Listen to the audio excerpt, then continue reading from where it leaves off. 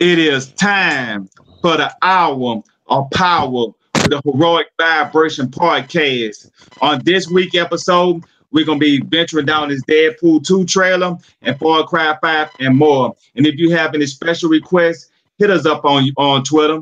What up with your YouTube and YouTube busters? Your boy Triple Cup Chuck and I'm up. And you're tuning in to the Vibration podcast where we talk about Marvel, DC, comic books, anime, video games, and more. Welcome to my humble abode. Let's go. And to all my PC gamers out there, I want y'all to hit that like button. To all my PlayStation gamers out there, I want y'all to hit that like button. To all my Nintendo gamers, hit that like button. And my Xbox gamers, hit that like button. And share and subscribe because y'all are the foundation of this podcast about this Marvel, DC, and this video game stuff. So let's go and get this thing moving. Now we're going ahead and get into these introductions. First off, I want to introduce Bloody Motherfucking Knuckles. You know I got to put profanity in between your name. Let's get it. Hey, man, you know what it is? It's Bloody Motherfucking Knuckles, a.k.a. the big dog. And I'm only loyal till you take the muzzle off. What's good with you, bro? Oh, that's something serious right there. Gotta be. Man, when it comes to this, all I am is serious. I'm passionate about this. It's what we do. This is what we do for a living. This is what we enjoy. Gotta be. That's what I'm talking about. Hey, so Bloody, where they can find you at? And they can find me on Twitter at Bloody Knuckles, and of course they can find me on my show on Saturdays, Smash Podcast, our little corner of geeky goodness and nerdy news. And of course they can find me on Friday nights on the GRG Podcast. Let's go. Let's get it. That's what I'm talking about. Next up, we got Savage Carter. He in his time. Hey, go ahead and introduce yourself and let them know where they can find you at. Yo. All right, good talk. Yeah, that was amazing. Yeah. Yo, what's up, everybody? This Savage. Yeah, I'm back. Yeah, I'm really back. Yeah, it is. Hey, but look, anybody can find me at Savage Carter on Xbox. Like, I have other stuff, but I really don't want everybody emailing me. Hey, fuck it. So, if you want to talk to me, catch me on the Xbox. PlayStation, sorry, fellas. Get one of your friends to send me a message. That's on the Xbox. Make a free account. That's all you gotta do. And we drawing the line in the sand right there up on that, like Eminem. But next up, hold up. Next up, we got yo. It's the Xbox Gold Collide. Hold up, man. No, I messed up, man. You got a new one, man. Go ahead and give it to him, Rob Kaleidoscope. Yo ho and a bottle of rum, it's the Xbox life for me. Yo ho and a bottle of rum, it's the console life for me. And damn those fucking PC hacks, yo, they're getting on my damn nerves, yo. Oh damn! So I'm serious, yo. Everybody, y'all can reach me on Twitter at DirectX-the, on YouTube at Kalai space the scope, and on Xbox Live at just plain Kaleidoscope. Okay, that's what's up. Hey, so, since we already there, Kaleidoscope, man. Just start out I want to know a little bit about these PC hacks you've been coming across in Sea of Thieves and how it's kind of might be diluting this on the game. Dude, it's freaking ridiculous, bro, man. It's like you get boats sinking out of nowhere. You know, they just sank our galleon now. You know what I'm saying? And there wasn't even a hole in the galleon. So not one hole. Come on, the galleon sank. Then I spawned by a mermaid, right? So I was like, all right, I spawned by a mermaid. I looked all around me, ain't nothing around me. I just died. I'm like, what the? I was like, what the heck is going on, man? And then I'm supposedly hearing from people that on PC they have crosshairs. I was like, how come they got crosshairs on PC and we don't have crosshairs on console? That makes no damn sense. That should be the opposite, to be honest with you. Exactly. Thank you. Because PCs, at least they got a mouse. They could move the mouse around and whatnot. Right. And they got you got a actually more professional shot with the mouse and keyboard and quicker time reaction. I mean, that's kind of messed up on to be doing that. I mean, is that there was this dude yesterday with a blunderbuss took out two of us. I'm like, what the fuck? What the hell was he packing in that blunderbuss?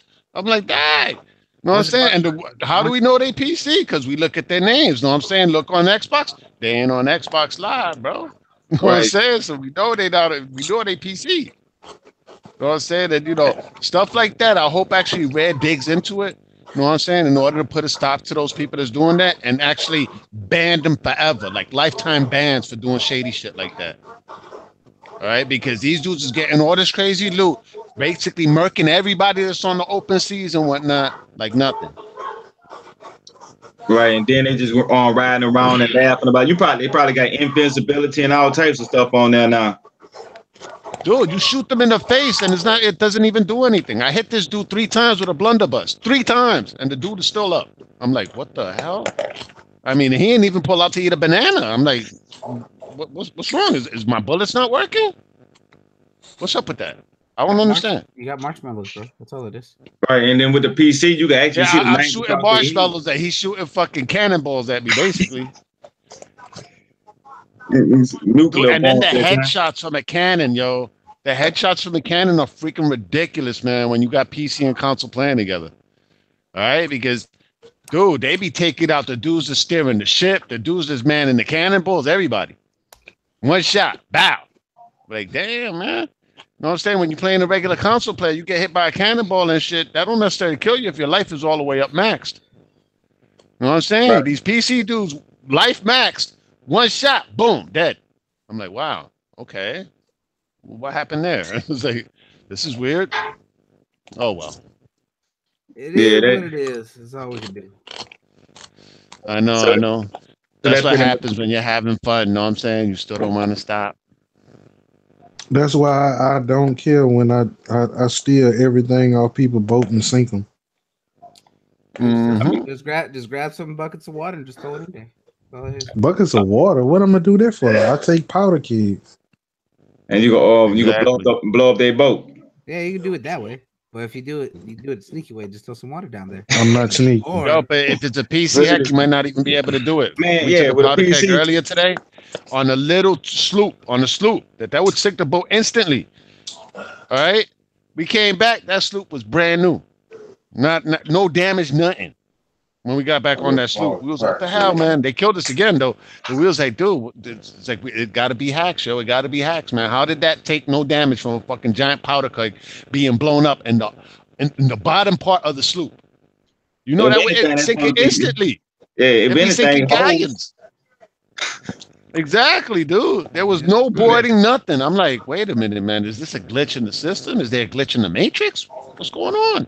Yeah, it's called PC. But see, that's how PC gamers play, and I guess they like that type of stuff. But over here with the consoles, we despise that type of playing. So that's a whole border right there that should let Phil Spencer and the Xbox division know that this crossplay is not going to work too well because we play on a whole different mind frames. They think it's funny just to being able to instantly shoot and kill, regardless. To us, it's like, okay, they ain't taking no skill, so you ain't did nothing. You just got to hack. You know what I'm saying? We don't like that type of stuff. So it's a good split between the console players and the PC players. Not saying one better or worse. From my perspective, though, I don't like dealing with that type of stuff. So that's why I think they should issue up permanent bans on people on PC that are doing that. Permanent bans, yo. There should be no call for cheating like that, man. Yeah, they scrubs that hard, yo. They scrubs. They scrubs, man. But all PC people, the message to all PC people: if you one of those dudes that likes cheating on PC, you a scrub. Hey, but they could put them out by themselves though, or some shit. Like, you know, they might like on what it is, Grand Theft Auto. They got a little group there, put you out to yourself and have all y'all people that just like the terrible people that try to group y'all together. Or if you playing a sports game, they're trying to group together on the people. They should do that. All the ones that be doing all those cheats, put them all together. Yep. I've been a red player in Grand Theft Auto since 3 months after the original came out. But yeah, that like don't need to be in those groups. See, what's funny is I'm a red player, and that's only because I actively kill my friends because we be doing stupid shit and we just kill each other, then we go off on it for a long while. That's the only reason I'm red. But see, you playing, but look, but if you had to play with other red players, you wouldn't mind because you know why you're in a predicament that you're in, right? For the most part, yeah. Yeah. So look, I was real bad back in the See, look, there's sometimes where glitches absolutely are horrid like that because it's unfair when you're able to do it in an open source like PC. Granted, I like being able to use the PC because I've used it during the beta to play on my PC with console people just because of the fact that I wasn't on my console at the time. But when they're using it like that, that's when it becomes bad. It puts a bad taste in the mouth. But like, think about GTA because he brought that up.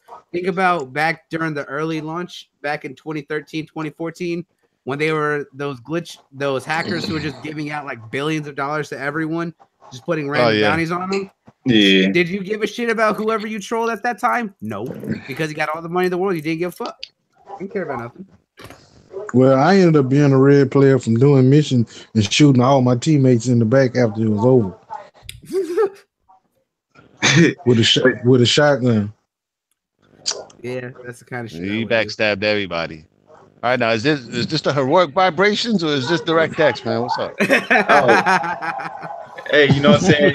Hey, y'all the ones that went left. Family rub off on each other. You know, family rub off on each other though. So, well, you know. So what you been up to, Bloody? Oh, you know, man, just working, grinding. Got to put that money aside for E3 this year, man. Can't wait. I'm excited for that. Other than that, man, you know, just doing my thing. Still stuck on that Monster Hunter because I can't get enough of it. Other than that, man, you beat what's his name? Killer Joe? Devil Joe. Devil Joe. Yeah, the pickle. Yeah, I kicked his ass a few times. When I first ran into him, dude, he fucking scared me because he came out of nowhere, fucked up the devil dog, ran off with him, and I just see the devil dog just walking away limping, and I'm just like, oh dear God. What you talking about, Odogaron? Yeah, the Odogaron, man, the devil dog. No, O-Dog. Yeah. Because that thing was just there to like fuck shit up. The Odogaron. Yeah, because that dude's an asshole and just fucks with everyone, then walks away. Now, when you watch the Devil Joe first come in, just fuck that up and just walk away like nothing. I was like, oh shit. Then when I'm fucking dealing with the Devil Dog and the Gyros down in the Rotten Vale, he comes out of nowhere, like flips over me, grabs the Gyros, and I'm trying to run away and throws the Gyros' body at me, man. Knocked me out while I was trying to run away. I was just like, you son of a bitch. Oh man, I'm But that's what happens when you use a gun, Lance. Hey, whoa. You calm the hell down. You calm the hell down, sir. Hold on. By me being a newbie, y'all got to break this down to me. I mean, I know y'all laughing at him for the type of tool that he have. So, he is the slowest slug on the game. Hey man, but okay. I'm putting out damage with that thing, man. It's really good. We're not saying you're not putting out damage. You're putting out great damage. But I promise you this: you can't outrun me in the foot race. I can outrun you as long as I put my gun away. Other than that, I just stand my ground. I don't got to run away. I don't have to put my. I don't have to put my blade away to run away. Yeah, because you dodged away. Yeah, I will move. You can't. You have to stay there and take it. You have to stand there and take it. Yeah, because I can't take it. Hey, so tank. Other than that, man, I just been playing Sea of Thieves in the meantime, bro. Game's fun. Yeah. I mean, no doubt. Yeah, everybody got their own style. That's what make gaming so unique, though. That's what I like about gaming. Yeah. Mm-hmm. So Savage, so what you been up to? Monster hunting and finding treasures in 2.5 seconds. Yeah. Man, hey, tell about that episode how me and you was where we was on a boat and we were trying to race to the treasure and you had shot yourself out the cannon. Man, record breaking time. Hey, Clyde, I think we got an achievement for that. I don't know. I know. Right now, achievements are paused until they fix everything with the system. Yeah, they've been coming slow. They've been coming slowly but surely. Yeah, I heard a funny story though, man, on Kid Smooth's podcast. They was playing Sea of Thieves, right? And then Kid Smooth crashed into an island, this big ass rock. There was this one dude that was a random, so they locked him in the break because he kept doing other things. You know what I'm saying? And they couldn't get in the party with him, so they locked him in the break. So old dude's trying to take out the water when he realizes the dude drowned. Oh damn! It's like the guy dropped in the fucking break. Man, that was sad. That's like old love story where you watch the person die at the end. Or sad depressing story.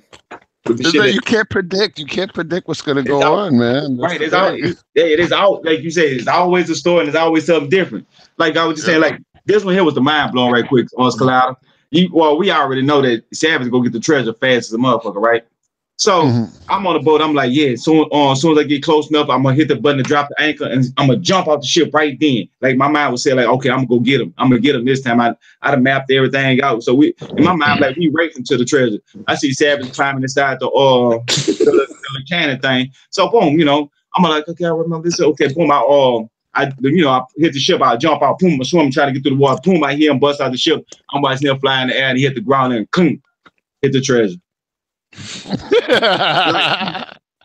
Like he landed right at the treasure.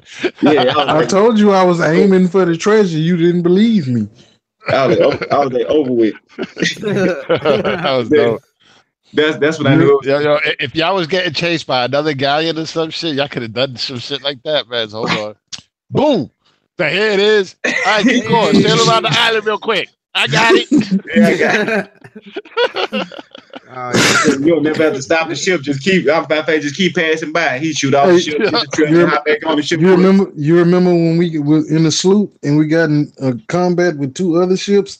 We sunk one and made the other one run away. Hell yeah, man. Look, hey, Kalada, I was trying to be like Molly. You know what I'm saying? I turned one of my ship things to the left. I turned the one to the right. I'm in the ship. I'd turned the wheel all the way to the right. And the ship is going around in circles. I'm downstairs just trying to get water. I come upstairs. Savage, he get hit with the what he got? We got hit with the back of the boat. They push him back off the boat. We going spinning the circles. I go downstairs, steady trying to pass it. But look, nobody driving our ship now. Nobody driving the ship. It's just going in circles. But by them hitting us and they steady trying to chase us, we end up, and it was two ships that was chasing us at this time. It wasn't no one-on-one. It was two ships, and it was just me and Savage. That's it. He got knocked off the ship. He trying to come back, and he obviously went to the other side. I'm going down at the bottom. I'm trying to patch it up. So while I'm trying to patch it up, their ship ended up sinking because they weren't patching. They were just trying to attack us. But when we hit each other, it put holes in their ship. So it was just like a crazy situation that, from my perspective, I was like, damn, we had a ghost driver and we still had to own one. They couldn't patch because every time they came back to life, I shot them in the face. That's how they, okay, yeah, that makes sense.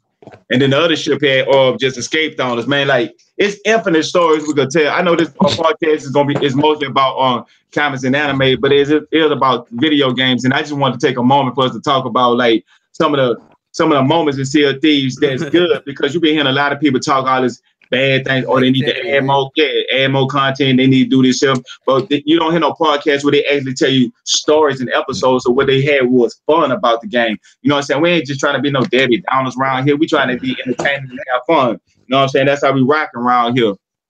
Yeah, I'm trying to make this Devil Joe chainsaw. I got to get back on that Monster Hunter. Yeah, Sea of Thieves holding you, huh?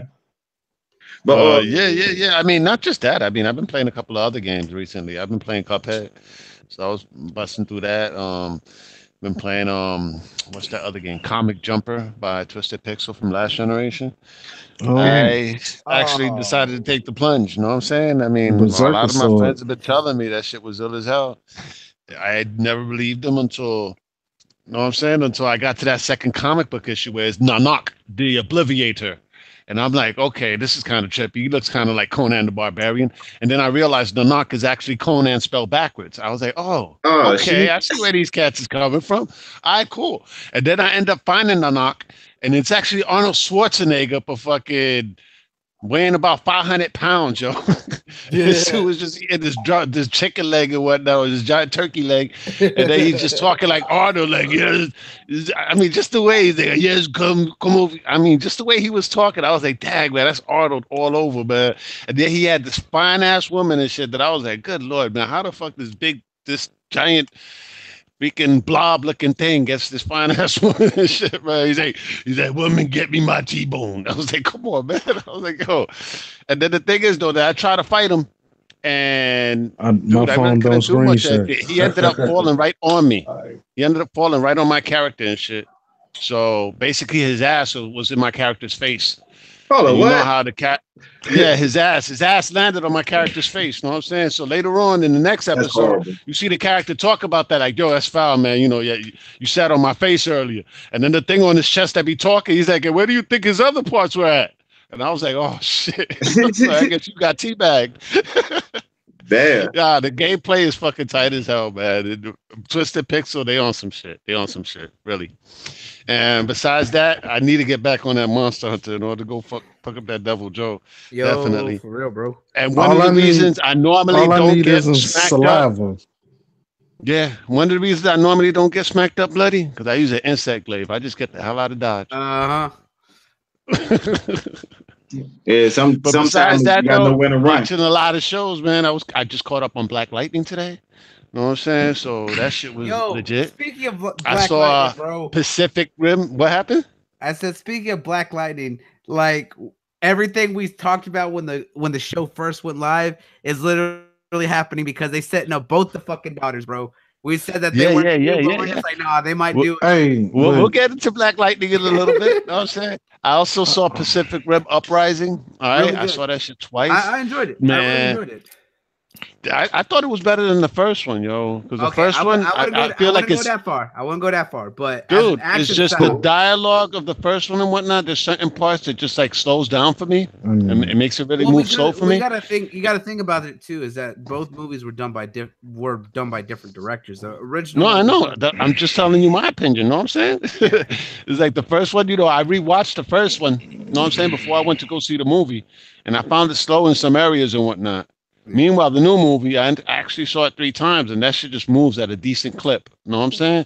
And I found the characters more interesting because in the first one, you don't really find out about any of the other pilots, right? They're just there. You know what I'm saying? You could say they're window dressing because they only concentrated on certain characters. In this movie, I guess because this guy was in charge because he was also the producer. All right. What's this guy's name from Star Wars? The star? From Star Wars? Yeah, because he's the star of the movie. I forgot his name for a second. The black dude. Which Star Wars? John Boyega. John Boyega. All right. John Boyega was the producer on this movie. And they did a test screening. All right. And what people said in the test screening was like, yo, it was cool, but we want to see more about the characters, the pilots. So they did some refilming in order to add more interaction with the pilots that I thought actually made the movie a better film. But I was like, wow, you know, they should have done that for the first one. You know what I'm saying? Should have done some early test screenings. A lot of like people... that. We could have seen more stuff about, let's say, maybe the Russian team, you know what I'm saying, from the first movie. The Chinese team, you know, we knew they were 3 triplets and whatnot, but that's about it. I mean, don't get me wrong, I love the first movie. But if they would have had more stuff with those other pilots, I would have felt more for them when they got taken out. I definitely understand where you're coming from. But in the first one, it wasn't really following about the other teams. It was very focused on Stacker, and it was more grounded because it was focusing on those specific ones. That's why it worked out better in that aspect because the fact that it wasn't trying to add a lot of people. It would have worked better if they would have added extra characters, dude. Trust me, if they would have fleshed out the Russians, the Chinese, it would have made it a better film. Not that it's a bad film. It would have made it a better film. Whereas a lot of people were saying that in this one, the complaints that even though they had a wider cast, most of them were just there just to be fodder. Because look at some of the kids in the program. Fodder. I don't want to get into spoilers unless we could actually do spoilers. Man, the show's spoilerific, bro. All right, it's spoilerific. I should have seen the movie already. Dude, only one kid died. What are you talking about, man? But most the first movie, there was cannon fodder. But here's the thing, though, is that throughout that whole movie, that we only saw them really a few times, and we didn't get much interaction. Yeah, but you said that the complaints were that the kids were there for fodder. Only one of them died. They were just in the first movie. All the pilots died. No, but yeah, because they weren't being focused on. What was the point of making the kids a point of the story, and none of them were any sort of focus point. They were literally there just to feed interaction to Amaya. That's what it was. Not really, Now, because let's say this. Let's say this. When they killed Suresh, all right, which is I guess the Indian type kid. I don't know, what nationality or race he is. I actually felt for Suresh. When they killed the Chinese team, I ain't give a flying fig Newton. When they killed the Russians, I was like, all right, whatever. I You know what I'm saying? When they killed most of the teams that. out there, I was like, all right, I Yeah, don't really know them. I ain't had no interaction with them. These guys, at least I had a certain level of interaction. I got up into Jinpei or whatever, the Chinese dude and whatnot that was always being friendly to the old girl. The Russian chick that had her issues with him. You know what I'm saying? Each one of these characters, I knew at least a little bit more about them. You know what I'm saying? So when they did actually take one of them out, it actually bothered me a little bit. In the first movie, since I never had any type of interaction with the Chinese dudes, like they killed the whole Chinese team. The only thing I felt sad about, damn, that robot was badass. Yeah, but that's the only thing I thought. I ain't give a shit about the characters, though. That's exactly why, though. But is that they didn't give you any reason to care. They were there literally because of. But that's the point. You have to make people care about the characters, because if not, when you kill them off, they're like, fuck them. That's the point. Is there was no interaction with the Chinese? There was no interaction for the Russians. The movie was not about them. It was solely about Stacker. Dude, I know you're trying to defend the movie and whatnot. You're more than inclined to. You know what I'm saying? But if you actually flesh out the characters, people care more for them. You know what I'm saying? Think about John Boyega's character. If they ain't introduced him the way they did in Star Wars, and he was just basically window dressing in the background, you know what I'm saying? And then they decided like do whatever they did to him in the end, people wouldn't have given a shit. They were like, fuck him. I don't know him. Yeah, but also the action in the movie was well done. I won't deny that, but it's like some of the interaction wasn't the best. I still enjoyed the movie. I'm not saying I didn't. I'm just saying that dogging it compared to the first one, there's two different nuances. No, again, the first one, dude, the first one, I just said all that is speaking that they just should have fleshed out a few of the background characters. That's all. They should have fleshed out a couple of the background characters, and it would have made the story more interesting. All right, because that's why I found out that the movie felt kind of slow, because there was certain characters that they just did not waste the time to flesh out. It was too much stuff with the doctors, right? The doctors got fleshed out like crazy in the first movie, the two doctors. You know what I'm saying? And there was people that didn't see that twist coming in this one. And I'm like, but Dag, it was in the first movie. You know what I'm saying? When he mind melded with that freaking brain, it was in the first movie. When he first mentioned, the Diana or Linda, or whatever the hell she was called, I was like, yo, that got to be that brain Alice. thing. I was like, it got to be that brain thing. You know what I'm saying? Yeah, Alice, exactly. Alice. I was like, that got to be that brain. I was like, this dude is that weird. He's that twisted. Yeah, when I saw that, I was like, oh, shit. And then the Chinese cast, they had Li Bing up in there, man. And me, I'm one of those persons of a like mind that me bang bang Li Bing in a heartbeat. Yo. All right, that's that chick from Resident Evil 3. I mean, not Resident Evil, but the chick that played Ava Wong. Yeah, and that's the same chick that was in this movie, man. I was like, that's what's up, man. And then that little transforming robot that old girl did. It's like, as far as like action wise, both movies is up there, both of them. You know what I'm saying? Yeah. I just thought my biggest complaint about it though is that it didn't have the certain nuances about how the robots moved. Yeah, they explained it, but they didn't actually show a lot of the bigger nuances of why the Jaegers worked the way that they did. That was my only thing, because especially for a lot of people who may not have watched the first one, because I will agree that the first one was significantly you have to watch the first one, man. Yeah, it's like but not going into Transformers 2. But I mean, if you look at it, it's more of an action style one, whereas the first one was slowed. It was more of a drama. A lot of people might have come into this one because it as though it has connections to the first one. It is a new cast, so it has a different take. But that was my one thing about it. They were putting out a different vibe. Exactly. Hey, this is gonna be an interesting podcast today. That's all I want. I thought it was actually dope, man. It's like I can't even wait for the sequel, bro. The way it finished, bro. It's like, yo, we're taking the fight to them. Tell your homeboys, y'all ain't coming here to attack no more. We taking it to you guys. Yeah, and again, I'm not saying it. I didn't like it. I actually liked it. I'm glad that Guillermo del Toro was still on it, but he only produced it. He didn't write it. That was all Steven DeKnight. Producers normally have hands on, dude. But he wasn't one of the writers. He helped to oversee the project because he was the original writer. He ain't write the original script, bro. He didn't write the original script. It was the guy that created Pacific Rim. It was a script that was traveling in Hollywood, and Guillermo del Toro actually caught wind of the script. It was a blacklisted script because nobody wanted to touch it with a 10-foot pole. And Guillermo del Toro, being who he is, you know what I'm saying? He actually spotted this script. The story was done by Travis Beacham, but he helped to adapt the screenplay. He still had a hand heavy in the story with Travis because he brought him on. He also directed and produced it. That's why it was very much how you would agree. This one, he was hands off. He was only a producer. It was all Stephen DeKnight. And that's why I actually thought it was actually better. At least in my opinion. I mean, Hellboy would have been better if Guillermo del Toro would have put his hands on it. Hey, y'all know that that movie tonight Black Panther off is down now, so it's actually the #1 selling movie because Black Panther was still going strong until this week. A lot of people were thinking I was going to go for 7 weeks and be knocked out by Ready Player One this week. Guillermo del Toro is really good with stuff that he creates. Yes, you know what I'm saying, when he's adapting somebody else's stuff or has his hand in something, he'll take it to a certain level, which I did like the geek factor that he did for the first movie. I did. But I go back to Hellboy. You know what I'm saying? He reworked the characters and what they were from the comic books. All right. Yeah, but I mean, Hellboy and Old Girl never had a relationship at all in the comic books. You know what I'm saying? That's why, Mike Mignola, which was the creator of Hellboy, he really couldn't say much of anything because he wasn't a producer. You know what I'm saying? The one that's the producer is like Guillermo del Toro. The one that's writing, he's directing. You know what I'm saying? So he basically, as a creator, has to say, like, fuck it, I can't do anything. You know what I'm saying? That's why the new Hellboy reboot is actually being written by Mike Mignola, which is actually the creator of Hellboy. You know what I'm saying? So we're going to get now a more faithful adaptation to what this comic book property was. Not that the first 2 movies weren't good. I enjoyed the first 2 movies. I even own them. Right? I love the way Guillermo del Toro directs his movies. But when he does things like Pan's Labyrinth, dude, that's when he takes me to another world. You know what I'm saying? And I haven't seen that new movie.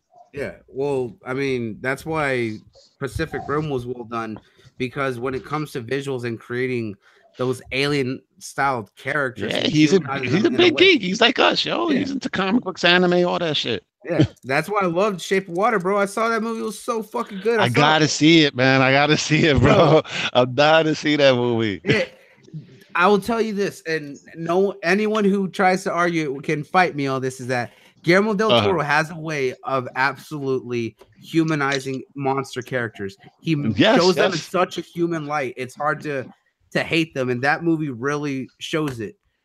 Like, I love it. Yeah, like his eyes for vision. That's what made his Hellboy movie stand apart. Like, it wasn't faithful to the comic books, but he made the characters endearing. And the visuals, man, the way that he stylized all the creatures and monsters, dude, is always something unique. Yeah, what is it? Abe Sapien or Abe Lincoln? I don't know. Abe Sapien, the fish dude. Dude, he was like, I guess, the precursor to The Shape of Water. Yeah, right. As a matter of fact, I think it's the same actor, if I'm not mistaken. No, I believe it's a different. You sure about that? Yeah, I think the person who's playing Abe is someone different. You sure about that? You want to put money on it? Nah, it's all good. Man, he also played the Silver Surfer, by the way. He actually never really acted. Yeah, the one that plays Abe Sapien. He normally just acts in like bodysuits. He doesn't act. That's why I know he actually did this one, because I had read it in the Hollywood Reporter that it was also him that did this one. I was like, of course, because he doesn't actually, film his face or anything. It's just this dude that's like really skinny and slender. That's a good friend of Guillermo del Toro, and he knows how to do mocap. So he's basically like Andy Serkis without the Andy Serkis. So he's a mocap Andy Serkis person. is everywhere too. Actually, that's the other dude though. I don't think he gets enough credit, man, because his performance in Silver Surfer. I mean, the movie was garbage, but his performance in Silver Surfer was dope. As Abe Sapien, I thought it was next level. And now for The Shape of Water, all them awards that shit got awarded, I was like, damn, man. Any one of you guys ever seen The Devil's Backbone? They don't have a confirmed actor for Abe Sapien in the new Hellboy movie next year.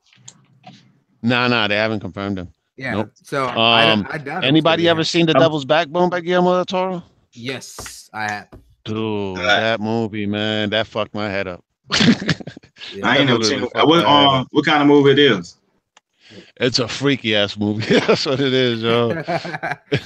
I mean, if you see, be honest, most of Guillermo del Toro's movies are freaky ass movies. Yeah. The ones that he creates himself, he be doing some freaky ass shit, yo. It almost gives He you a adapts Quentin other things Tarantino and whatnot. Yeah. It's like he has his own stamp on the movies that he does, man. You know what I'm saying? The only out the box one that I could say was really Pacific Rim, but at the same time, it had his stamp though. Like that geekiness factor, that shit was in there like a motherfucker in spades. Right. But The Devil's Backbone is kind of a fable based on the days of the Spanish Civil War. Yeah. It's about one of the kids at one of the schools. And it's Spanish language as well, just like Pan's Labyrinth. Yeah, dude.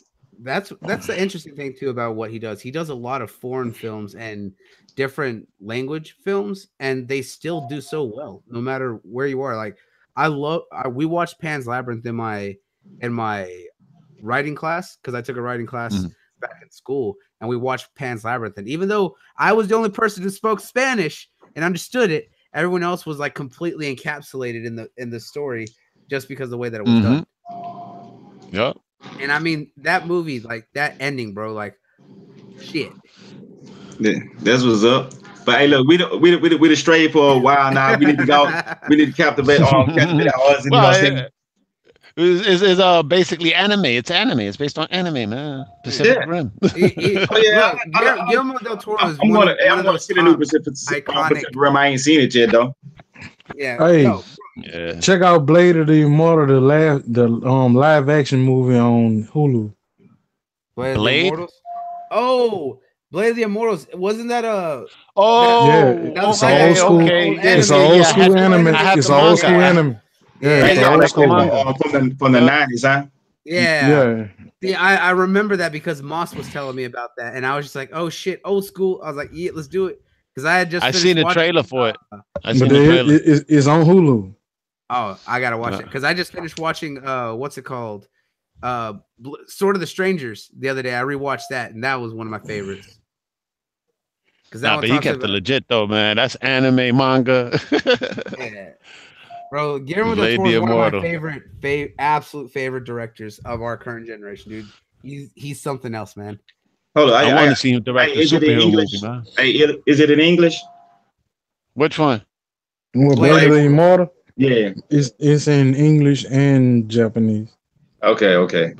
I'm sure the English dub is corny, or is it all right? No, it's mixed in. Oh, okay. Okay, that's what's up. How mixed in? Man, Sad be had me on the movies when they be speaking all Japan. I'm like, man, I gotta sit here and read. Man, just give me a book. I'm just saying, man. That's nothing, bro. Just like, dude. Like, I put you on Kondo. I put you on Kondo. Like, you don't even have to read the words on Kondo. Just watch the movie. The movie explains itself. Yeah, true that. Yeah. Hey, but the only one I did read was seen. You even finished watching the movie I told you to watch. Did you go and see I Saw the Devil? I Saw the Devil? Never heard. What I want to watch a movie about the devil for? No, I was telling him about it because it's a Korean film and probably one of the best like action films because of the fact it talks about a dude who's hunting a serial killer that kills his wife. Oh yeah, I remember you telling me about that. Man, you said you was gonna go watch it right after. Man, I was supposed to watch it, but I didn't. Man, if you don't know how I rock, I'll be about to do. What's the best action film ever made, Joe, in recent memory, man? In recent memory. Yeah, well, in the last 5 years. Action film in even the last 10 years. Oh, well, I go with John Wick all day long. Yeah, John Wick is one of the best comeback, especially a comeback action film. Like that movie is fucking top notch. All right, what do you say, Savage? Ooh, that's a hard one, dude. Come back to me. Come back to me. There's a Japanese John Wick movie called Reborn. Anybody here ever seen The Raid? Yeah, The Raid. It's classic. The Raid is dope as hell. You seen The Raid 2, the sequel to that? Yeah, Redemption. I've seen it. Dude. Those are the illest fucking action films I've seen in recent memory. Not John Wick. Those are great. I love The Raid. But I'm telling you. How went that one in? You need to watch I Saw the Devil. I'm telling you. Man, I'm not watching the drama.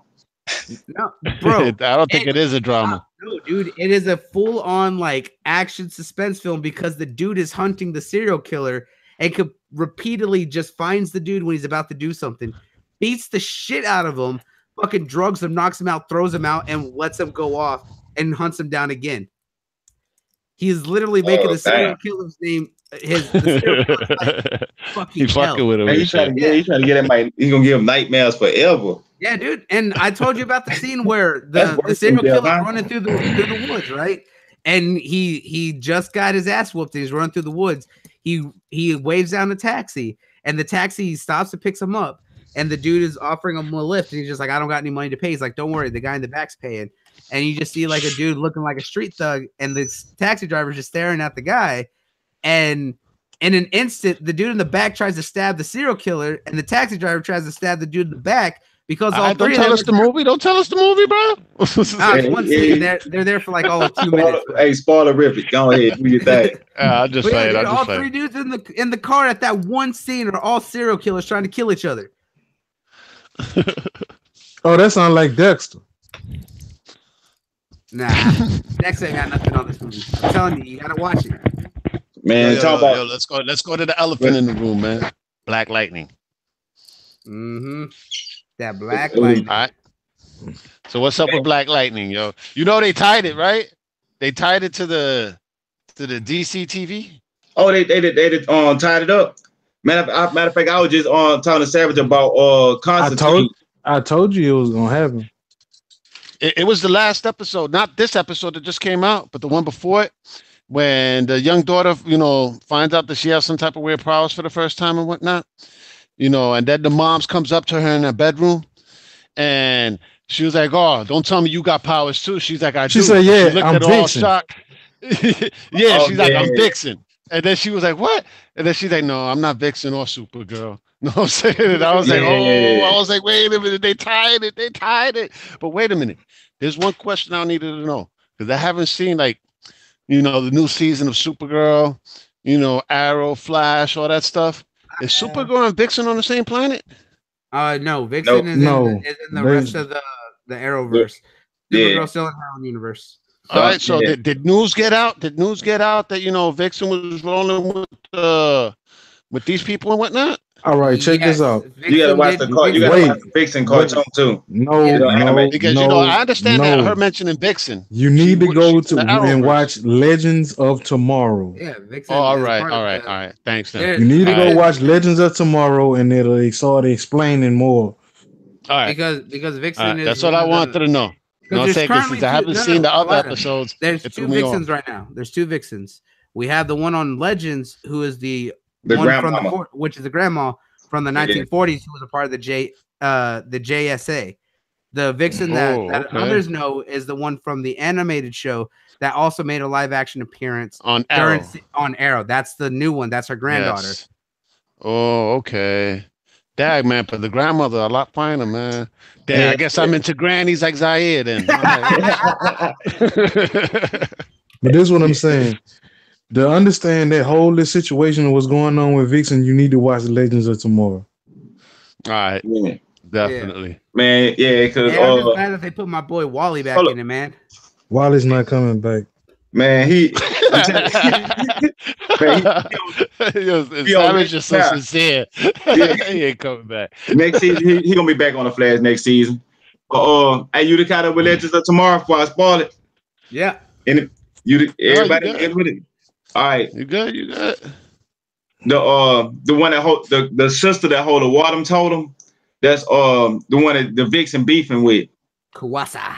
She did. Man. The thing about he just come out and just like she did. You said you ain't want no spoilers like that for Vixen Black Lightning. I just asked. That's why I said. But he with it. That's how. But look, the whole thing about it was she did a noble thing. But if when I go back and look at it, shit. I can't think of his name right now. But the dude that he turned into the iron, or he turned to the iron person, the archaeologist. He the historian. Big Storm, yeah. Him and Vixen. I'm thinking it might change the storyline, but I'm thinking that might be their granddaddy. Because No, they hold him too close, too long. You still gotta go back 2 shows. When she told him to his face, she gotta go back to 1940. He ain't even from that time. And both of her granddaughters are completely African. What you saying is not possible. But time travel makes everything. Interesting. It's not anything possible. Well, it is in the realm of comic books and shit, so anything is possible. But want to know what's also possible? DC TV biting off of the MCU. All right, because in the 7th episode, right? Not the episode that came out this week, but the 7th episode, there was this one move between Black Lightning and his daughter. You know what I'm saying? They get attacked in their warehouse by all those dudes with guns. You know what I'm saying? And then Black Lightning does this force shield around him. And then, Thunder holds her breath and she runs out, all the bullets hitting her. And then she decides to jump in the air and Black Lightning throws a disc right under her. She lands on it and then flips in the air and smashes a fist on the ground. That shit reminded me of freaking when Doctor Strange was putting those discs for Infinity War, even though the movie hasn't come out, but we seen that footage over a year ago, putting those discs out while Star-Lord is running on top of the disc shooting. I was like, wow, that reminded me of that. But at the same time, you can't really say that because if you go back to the old Black Lightning, that type of stuff he was always able to do. Yeah, but I get you in one just a little bit more. I'm just saying, it's like the way it was filmed and whatnot. It just reminded me of the. It reminded you that. Yeah, hold up. I'm finna hit you. I'm finna hit you with this one. Clyde, check this out. You know where the whole Marvel MCU, right? The whole overall arc is what Thanos trying to do. What he trying to get? Infinity Stones. Right. Okay, you with me on that? But we know DC be watching Marvel stuff. Look what happened to Justice League, bro. They tried to do Avengers and they failed. Look at DC miserably. TV. Hey, look at DC TV. You know what they trying to get right now? What? All right, the totems. They trying to get all what is 6 of the totems. The same thing as Marvel doing with the Infinity Stones. Oh shit! Wow. So if you want to do the comparison, that's what they do. They hit. But see, the thing about it, the DC TV is more on point than the DCEU. And I don't know what's wrong with them. Yeah. But imitation is the best form of flattery, though, really, if you think about it. You know what I'm saying? Right. But see, it's a TV show, so they actually can get away with that with no consequences because it's a TV show. Even in movies, man. You remember when 300 first came out? Oh, that's just Matrix and whatnot. Nah, that's Matrix slow-mo taken to the next level. That's what that was. Yeah. Man, yeah, 300 was something serious. That on that first and that second, I don't know what was over there. But speaking about the people, I love the second one, man. Was crazy? The second one was iller. That shit was fire, bro. That was on steroids. No, the second was okay. The first one was like mind blowing. Like damn, like it was amazing. Probably because I said I ain't expected to be as good and expected to be as to be as strong as it was. And the second one I already expected. That's probably why, say I came with my expectation a little bit higher. Okay. Yeah, so I'm saying But go ahead, let's get to one of these topics, y'all know back from the dead, coming back to the MCU. Man, did y'all hear this information? And I want to know what y'all opinions and thoughts about Phil Coulson is coming back to the MCU. And it's confirmed. So I'm gonna start out with you, Bloody. What you think about Phil Spencer is actually coming back to the MCU? Now, Phil Spencer. All the stuff y'all heard what they were saying about Phil Spencer. He's still going in. Phil Coulson. Who is Phil Spencer? All right, Phil Coulson. Hey, my bad. If Phil Spencer come to the MCU, man, golly, man. Oh man. Excuse my bad. I'm excited. I like Coulson. Coulson was one of my favorite characters. I know why, we didn't want to get rid of him way back in the day. I'm glad Feige kept him around with the TV show. I'm glad to see him back in the movie. And especially seeing him in his early years. Like he wasn't given enough real respect that he really deserved, and I'm glad that we're gonna get to see him, especially in his early days with back when Nick Fury still had both his eyes. So, like, especially of all characters to put him beside with Captain Marvel, I'm glad to see him back. Like of all the characters that they brought back, because they're bringing back a lot from the MCU. I'm glad to see Phil. I really love him. He's a funny guy. He's just a great character. Yeah, and they need to give him more lines too. Yeah, they do. Yeah. Yeah. So so what about you, Savage? What you mean? How do I feel about Phil Coulson coming back? Yeah, what's your perspective? Like, what you think about him coming back to the MCU universe? He said, "Get the fuck out of here." No, honestly, the way I see it, they had to bring Phil Coulson back sooner or later because if it's a couple things. As far as what they explaining, as far as what they explaining in the movie, Phil Coulson know a lot about that. Creeds and stuff, huh? Right. Then on top of this, you need Phil Coulson is probably the only one that know where Nick Fury is. For one. Yo, Savage, I just to clear it up for you, it's going to take place in the past, in the 90s. No, I'm talking about future movies. Yeah. No, the next movie is No. The next movie that Phil Coulson is coming out in is Captain Marvel that takes place in the 90s. Yeah, but that's not what I'm saying. No, he's saying that with Phil Coulson being back is that right now where he is, especially in the show, he's the only person that might know where Nick is in the future after Captain Marvel. Oh, okay. In the modern day. So you're saying that he'll show up in one of the Infinity War movies or one of the Avengers movies? Yeah, I'm really believing that Phil Coulson the only one that know how to find Nick Fury. And by bringing in the Captain Marvel, kind of like slowly introducing. And as far as bringing Nick Fury back, I think they're gonna have to go with Phil Coulson have a major role in the go and get Nick Fury to come back. Especially if they're gonna do it in Avengers 4. Which they would have to do because Samuel L. Jackson already confirmed he's not. Because I really believe that only the director of S.H.I.E.L.D. will know how to find the former director of S.H.I.E.L.D. Yep. Well, yeah, he's the only one that had that clearance. Right. Yeah, and he was the only one he probably would talk to. That's what's up. That's what's up. So what about you, Kalada? What you think about Phil Coulson come out here to make sure I said it right that time? Phil Coulson coming back to the MCU, the movie universe. He's been stuck on the TV show for far too long now. Bring him back. Yeah, it's all good though, man. I enjoy Agents of S.H.I.E.L.D. You know what I'm saying? So it's not like he went anywhere. You know what I'm saying? I don't feel like he got shortchanged. He had his own show going on 5 years. But yeah, it's actually exciting. You know what I'm saying? To see him in the past and whatnot. You know what I'm saying? Is like, was he gonna have a full head? You know what I'm saying? People are saying, oh, they're gonna show Maria Hill. I was like, what is she, 12? I mean, this is the 90s, man. You know what I'm saying? It's like she ain't gonna be that old.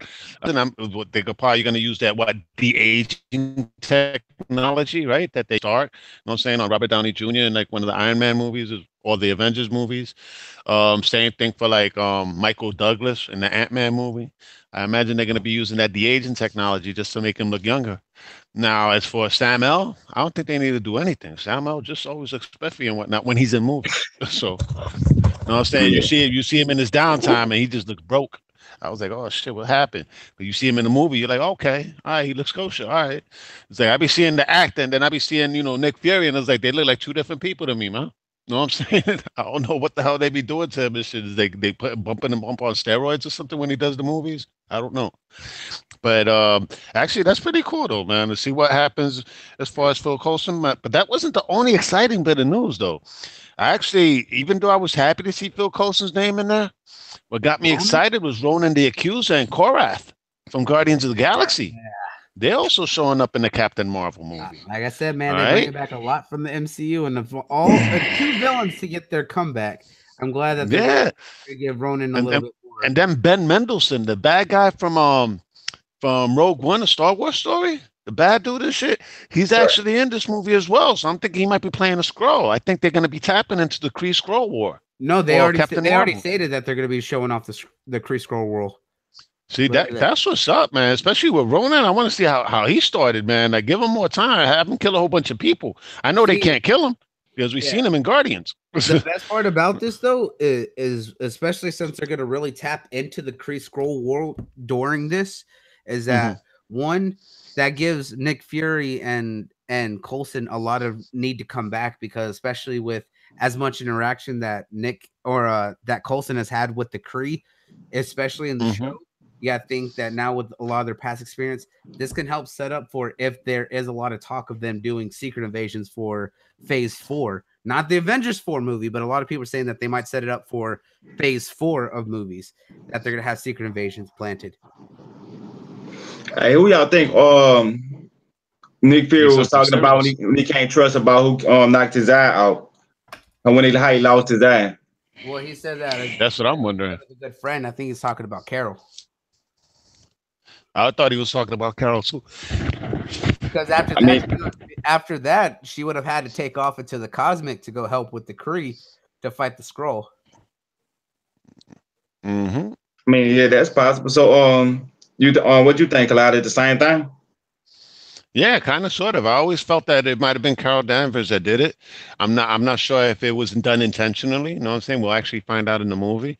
But I have a feeling she did take off with them because she wasn't around all this time, right? In the MCU. You know what I'm saying? So she has to be on the other side of the cosmos, doing her thing. You know what I'm saying? So I'm thinking they might bring her in as a MacGuffin towards the end of Infinity War. You know what I'm saying? Or maybe even in the after credits thing. No, they did say that she was confirmed to make an appearance in Infinity War. Yeah, that's the thing. But the thing is that the footage was like from over a year ago. Yeah. That's the thing. You know what I'm saying? So I'm hoping that it's true, though, that she does come out. But when when I read the part that, this was recorded over a year ago, I was like, wow. And this dude said recently that, no, she's not showing up. So, you know what I'm saying? You know how movies go through different cuts and reshoots and so on and so forth in order to make a better film. I'm thinking she might have been left on the cutting room floor. I'm hoping it didn't happen that way. But you got to think about it. He might, just because he said it, that don't mean it's true. He could have been saying it because, so he might not want to get a spoiler. That might be a big spoiler that she might be. She might be like how Black Panther was in the Captain America movie. How he was in the movie and he said it. So he pretty much set the groundwork for his movie. So what better way to do her movie than set the groundwork in Infinity War? So why would they get a spoiler away? That must be like a big spoiler they don't want nobody to know. So of course you probably say, nah, she's not gonna be in the movie. And after the movie come out, you see her in the movie, you ain't gonna be like, oh, he lied to me. You be like, man, she was in the movie. It's gonna be more a happy surprise. People ain't ready for Captain Marvel, yo. I'm telling you. Man, I'm telling you. Captain Marvel. You're talking about a whole different power level compared to what we've seen so far. Yeah. So what about you, Savage? How you think Nick Fury lost his eye?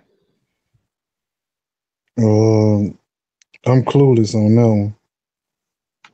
That's just something I want to find out. Yeah, I think it was Phil Coulson did it. No, I doubt it. Phil Coulson, saying probably he still trusted Phil Coulson, man. Yeah, but Phil Coulson might have been trying to hit somebody else and then end up hitting him in the eye. Somebody else had backstabbed him, and then Phil Coulson was trying to save Nick Fury and end up stabbing Nick Fury in the eye. I don't know. It didn't make sense, though, when he talked to Captain America and Winter Soldier, and he told him the last person I trusted did this to me. You know what I'm saying? He took my eye. So it would make sense that it would have been Carol because he still trusts Coulson. Yeah, but that don't mean he don't trust the person no more. He said the last person I trusted. Or even better yet, Bloody and Chuck, that dude Ben Mendelsohn, the actor from Rogue One, maybe he was an undercover SHIELD agent, but was actually a Skrull. And he was tight with Nick Fury. He was tight with Nick Fury, and Nick Fury trusted him. Who knows how this movie's gonna pan out? It could be that Nick Fury's trusted this dude the whole time. He's like part of the team and whatnot, and then next thing you find out, old dude is a Skrull and he backstabs him. That's possible. That would make it an interesting plot too. Oh yeah, But then again, everybody's gonna know he plays the bad guy though, because he always plays the bad guy in the movie. Right. But yeah, we know how that turned out. Depends on how they do it. Yeah, you know what I'm saying? The ball in they corner, so I'm just interested to see what they come out with, because 9 times out of 10 is gonna be a masterpiece. Mm-hmm. But anyway, you saw that stuff on Steven Spielberg? what's up on Steven Spielberg? Oh, about the Carl's Jr. burgers, calling them Spielburgers. No. Actually, he was giving praise to Ryan Coogler's film, right? Yeah, Black You know Panther. what I'm saying? That, yeah, he was giving praise to Ryan Coogler's film, and he was saying that, you know, he loved it, that he understands why you need representation. You know what I'm saying? And he said that he remembers the criticisms when he did The Color Purple back in the day. You know what I'm saying? And he ain't understand why back then. You know what I'm saying? But after seeing Black Panther and seeing the way this movie came about, he was like, dude, I get it now. That's amazing. And I was like, wow, you know, that's a well-established director. You know what I'm saying? He don't need to ask shit from nobody. People come to him, right? You know what I'm saying? And now he actually is admitting like that. You know, I directed Color Purple. Everybody knows that shit won Academy Awards up the yin yang. You know what I'm saying? But even he said it. He's like, dude, I didn't understand, you know, the critiques back then. But now in this day and age, after seeing this amazing film that Ryan Coogler did, I understand now. Definitely, I understand. Right. That had me tripping. Representation is king. Mm-hmm. But respect goes everywhere, and he just gave Ryan Coogler more respect than anyone could have given. You gotta think of where Spielberg is too. Like you said, this dude he don't go to anyone. They come to him, and he went out of his way to give praise to someone who hasn't gotten the praise he deserved since this film, even with what he did in Creed and before. That speaks volumes on his character and what Ryan Coogler achieved with Black Panther, man. Yeah, and it's well deserved too. It's well deserved. I gotta give him that. That movie gotta get nominated for a few Oscars, literally, man. The costuming alone. Costume designer, old girl got to win that Oscar. I'm sorry. If freaking Suicide Squad could win it for makeup, old girl could win it for costume design. Damn it, you know what I'm saying? And as well as direction, story. I mean, there's a lot of things that they could be nominated for. Yo, easily, music, everything. I mean, it's a lot of the stuff. music, the score was freaking amazing in Black Panther. Yo, I just about, you know what I'm saying, it was amazing. I mean, I remember that scene at the end when Shuri comes out. The way those drums be going off when Shuri and the kid come out at the end, dude, I get chills when I hear that freaking drum line and whatnot. I'm like, wow, that shit sounds ill as hell. Like, you get really into it and shit. Like, yeah, you really about to go to war. But hey, anybody seen that new Deadpool 2 trailer? I mean, it's been out a couple of days now, so I guess everybody's seen it. I want to know. Yep. Y'all critiques about it, what y'all think, and do it actually kind of because like it's not really telling the story of what this Deadpool gonna be about. It kind of leave a lot of people clueless. So kind of give your perspective of what direction y'all think is going to by this trailer. I'm starting with you, Savage. Man, the trailer I saw was a whole bunch of silly stuff, so I'm lost on that whole Deadpool movie. Yeah, they didn't have you saw the one where there wasn't CGI on the arm, right? No, no, that was the first one. That was the first one I saw. That one was kind of retarded, and the last one I saw with what's his name? Terry Crews was in the trailer. Yeah, that's the one. Yeah, that's the one. See, they gave you a better idea on what's going on in the story. They didn't give it all away, but they gave you an idea, and I do like it. I mean, what idea did they give you? Because of the fact that we saw the kid in the last trailer and didn't know what the hell he was doing except flipping everyone off. Now we know that Cable's come from the future to kill the kid. And that Vanessa told, Deadpool that kids are a chance to do better than themselves and he has to protect the kid. And because of that, there's a force to take on Cable because Cable kicked his ass. And then he's just like, we're going to call it X-Force. And they're like, isn't that derivative? He's just like, absolutely. I love that though, man. So basically, what you got out the trailer is Deadpool is going to give us more Deadpool. Exactly, but he's going to be not necessarily more Deadpool. We're going to see a lot of these characters. It's going to be Deadpool plus the whole ensemble, X-Force. And we got Terry Crews is supposed to be apparently playing Bedlam, which is awesome to know. And then, of course, we got the girl Domino, and we got to see a little bit more of her character. And I gotta say, I love Zazie Beetz as her. Just a few lines that she had in that trailer, I'm digging it. Like I know. I've been feeling her. Like after I saw her in the costume, I was just like, ooh, like sexy woman. I was like, I could dig this. And just seeing her comedy and humor and the way it plays off, I was just like, all right, definitely feels like Domino. It's gonna play off just for the simple fact that you got somebody with deadpan delivery up against Deadpool's zaniness. Yeah. All right, some of Deadpool's funniest stories was actually the Deadpool and Cable comic books. Yeah. All right, because Cable was always so serious. You know what I'm saying? So when Deadpool used to bounce off all the zaniness off of this dude, that's what will make it funnier. So I figure Zazie Beetz is going to be playing that role in Domino. You know what I'm saying? And then also we find out that Shatterstar is in it. All right, Shatterstar is actually from the Mojo world and whatnot, in the comic books. And basically, I guess he has those good luck powers, kind of like Longshot. I don't know if y'all know who Longshot is, but he was an X-Men back in the day. Hey, and Shatterstar is on some next level. I mean, technically, that's kind of what Zazie Beetz or Domino. You want to find out? You want to hear something real interesting about them too? About who? Domino and Deadpool? No, not Domino and Deadpool. The last two you were just talking about. Oh, Shatterstar and Longshot? Father and son. Who's the father? The one from Mojo World. Well, they're both from Mojo World. No, not the one that was the X-Men. The one that was on the TV show in Mojo World. That's the father. All right, so that would be Longshot. Yeah, you don't believe me? Look it up. No, I'm not saying I don't believe you. I'm just trying to clear it up which one is which because Longshot ended up becoming an X-Man and he was actually dating Dazzler for a minute, but then he bounced ship. I guess he went back to Mojo World. I don't know what happened with him. He went back to Mojo World, and then when he came back, his son was grown. Oh, so that's where his son. Okay, that made sense. So Shatterstar is Dazzler's son? I don't know if it's actually Dazzler. Now, the mother, I'm confused about. Now, the father, I know. Well, that's some interesting stuff, though. I got to dig into that definitely. The minute I saw Shatterstar using his powers, and he had his eye would light up. I was like, dude, that looks just like Longshot. I was like, who the hell is this dude? I was like, he looks kind of like Longshot. He has blonde hair like Longshot. Has a freaking glowing eye, the luck powers. I was like, what the hell is this dude? That's his son.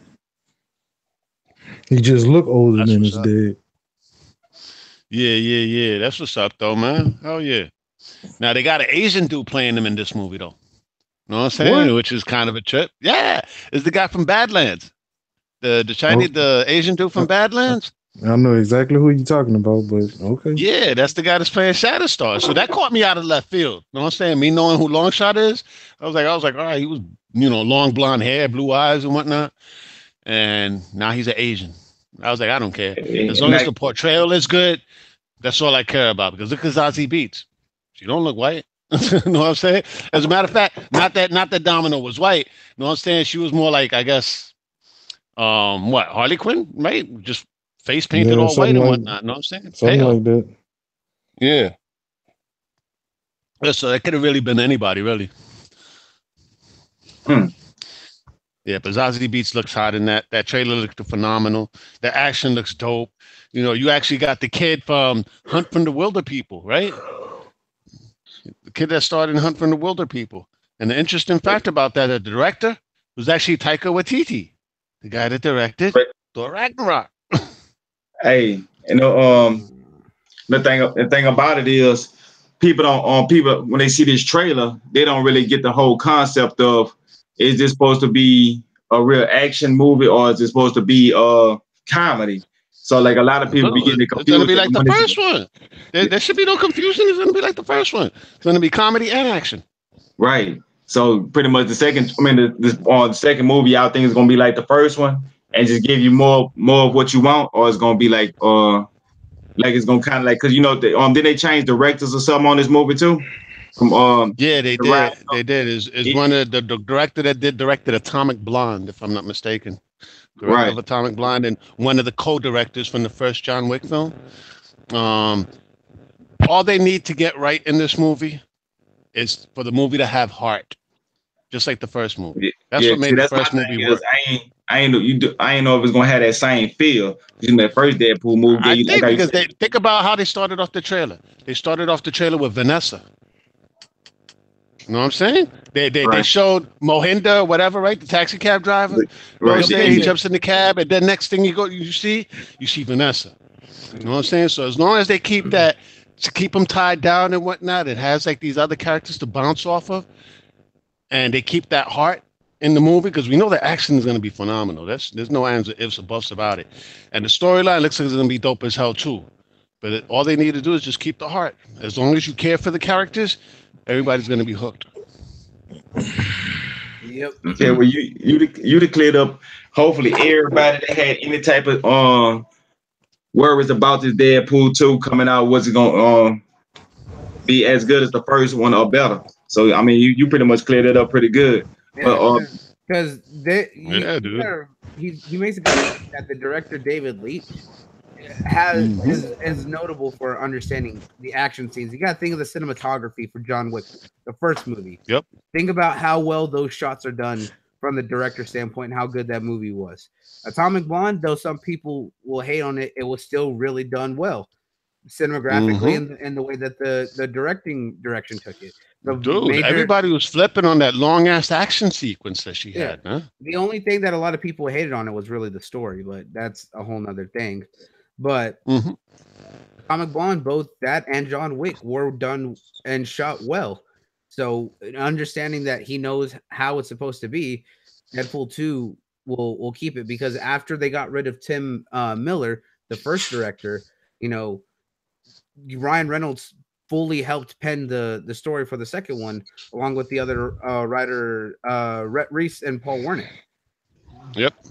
There's no issues with the story writing. It's literally if David Lynch holds the action as well as keeps it grounded with the character interaction, which we know that Ryan Reynolds helped really like kind of co-direct without really directing. He would just help get the people, you know, in the moods.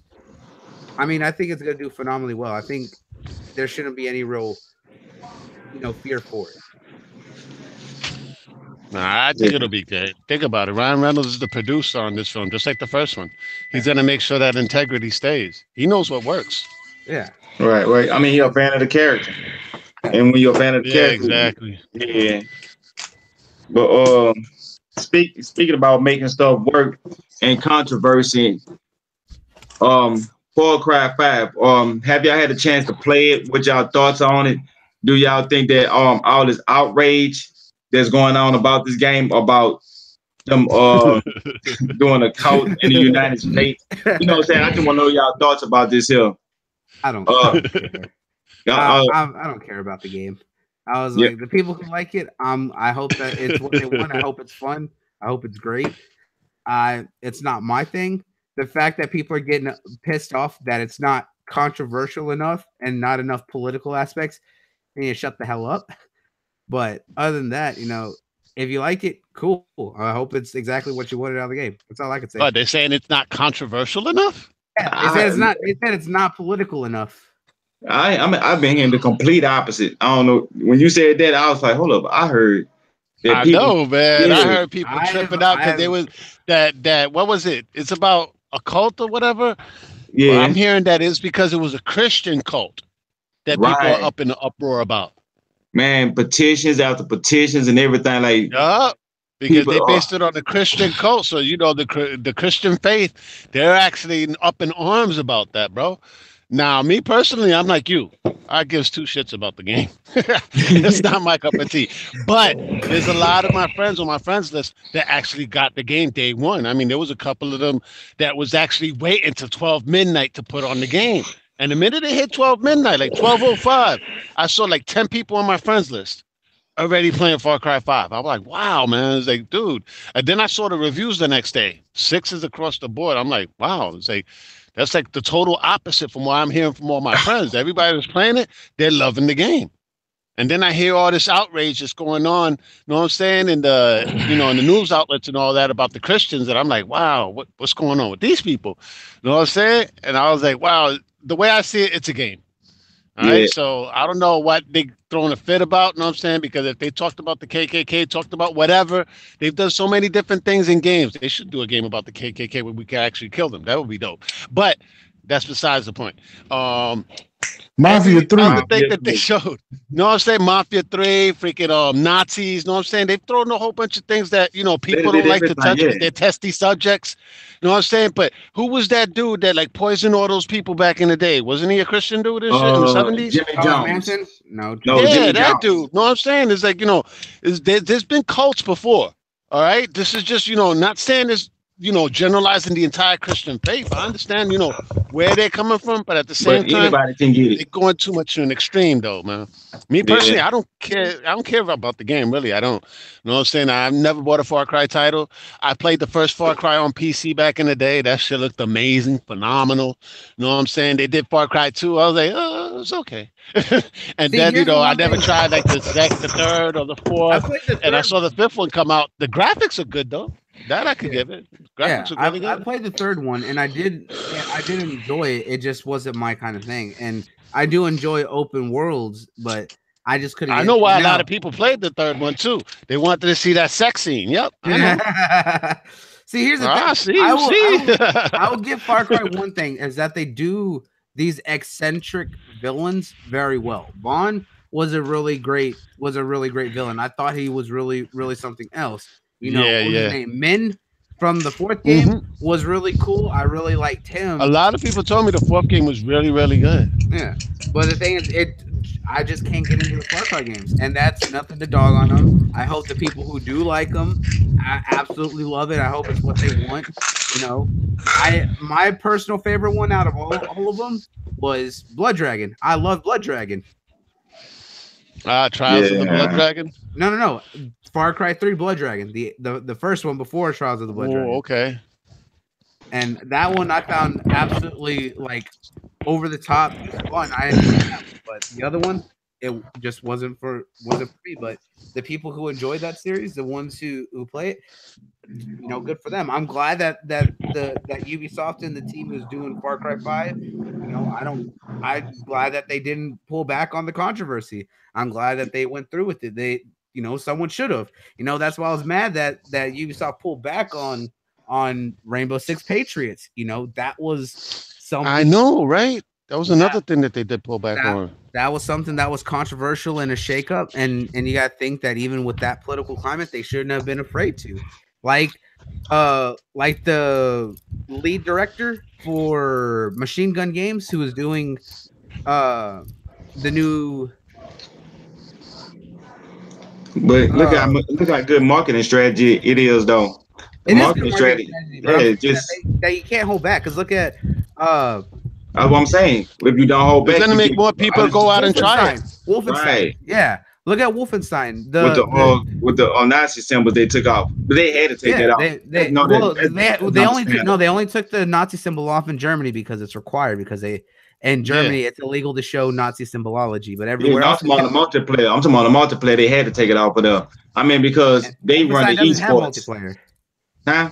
Wolfenstein. Oh no, Wolfenstein. Oh no, that was Call of Duty. They had did that too. Yeah, I They was took saying the it Nazi was Call of signs Duty. off. And I was talking about Wolfenstein because the director for Machine Gun Games, when they were talking about Wolfenstein 2 before that launched, and they said that they're talking about Nazis, he did an interview. He's just like, are you talking about like current Nazis, like Trump? He's just like, no, not really. We're talking Nazis. He's like, don't you think this is kicking They the said beehive current Nazis. Wow. Yeah, but he's just like, don't you think you're kicking the beehive a little bit? He's like, yeah, maybe. He's like, but they're Nazis. Fuck those guys. They didn't hold back on it. Wolfenstein has literally been about killing Nazis.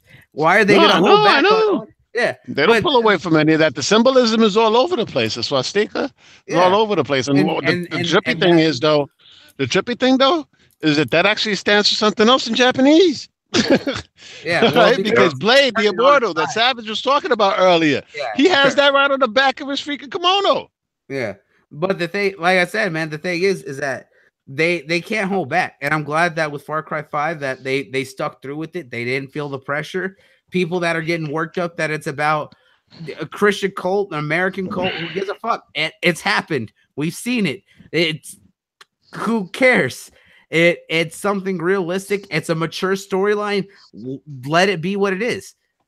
You know, Yeah. Gaming is a unique art where it could be controversial and tell mature storylines because of the fact that it's something that needs to be said. We've seen it with several other games before. I'm glad it's rated M for mature minds, man. Yeah. It's not rated E for everyone. I don't know where some of us are in our 20s and we still ain't mature. Yeah. I'm just saying, man. I mean, visually it looks good. I mean, the characters on display, you know, next gen graphics is really dope as hell, and a lot of my friends are really enjoying it. You know, I understand that sometimes they take things just a little too far, but you know, it is their religion. Know what I'm saying? I mean, I can't fault them on that because it is their religion, and they feel like their religion is getting, you know, frowned upon. You know what I'm saying? Think about if what they did that to the Muslim religion in a video game. Do you think that would ever happen? Nah, right? Yeah, it probably because it's the would. Muslim religion. Know what I'm saying? But yet they do it to another religion. How come they ain't do it to the Catholic religion? Well, Know what I'm saying? If they would have did something about Catholics like that, do you think the Catholics would have been in an uproar? I mean, they did that with Assassin's Creed. They talked about the shadiness of the Catholics.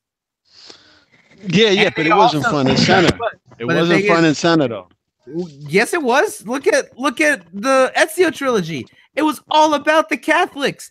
Robert Borgia. I never played the Ezio trilogy. I never played the Ezio trilogy, bro. Dude, one of the guys they've always been shady though, man. They've always been shady though. Yeah, man. but I mean, they were using a hardcore religion. They literally killed the Pope.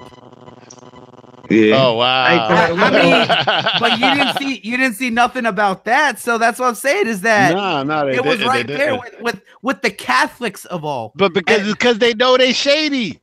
No, I'm just playing. Yeah, I'm just saying. Hey, what's score that Far Cry 5 have? Right now, let's take a look at Far Cry 5. What does it have right now? The score? Yeah. Metacritic? Yeah. Right now, we're still going by Metacritic, man. Serious? Really? I mean, I was asking what you were just saying, because I know you had just said something that you like. I think it was like they got 6s across the board. Well, at least from a lot of the reviews that I was seeing, it was mostly 6s, man. Every review I saw, I ain't seen no review higher than a 6, man. A 6 out of 10. Most of them I saw were 6s. IGN rated it an 8.9. Jez gave it 100. What's the Metacritic overall? That's what I'm looking for here. See, Kalada, see one thing about this game. At least IGN played the game, man. All these other scores that I was seeing, I'm over here thinking, did they actually play the game? Did they just play a segment of it? Oh, this is trash.